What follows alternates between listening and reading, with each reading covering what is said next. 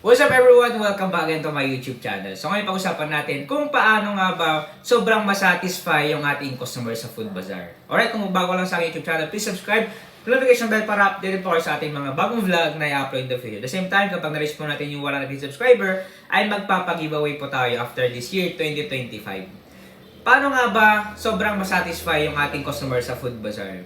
Number one, ang kailangan lang natin is we need to be a what? Maging approachable tayo. Maging mabuti tayo sa kanila. Pangalawa, sana maging mas masarap pa yung food na binebenta nyo sa Food Bazaar kaysa sa iba. Para mas masatisfy sila. Alright? Yun lang naman yung kailangan natin para mas lalo silang masatisfy sa ating Food Bazaar kasi mas lalo silang mas maingganyo sa ating mga binibenta kapag number one, approachable tayo tapos sobrang sarap yung ating pagkain.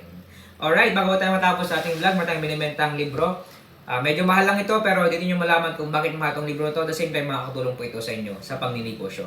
Click nyo lang po yung aming Facebook page official link sa description and then message lang po kayo at i-deliver po namin yan agad. Salamat po, ingat-ingat po tayong lahat. God bless you in my next vlog.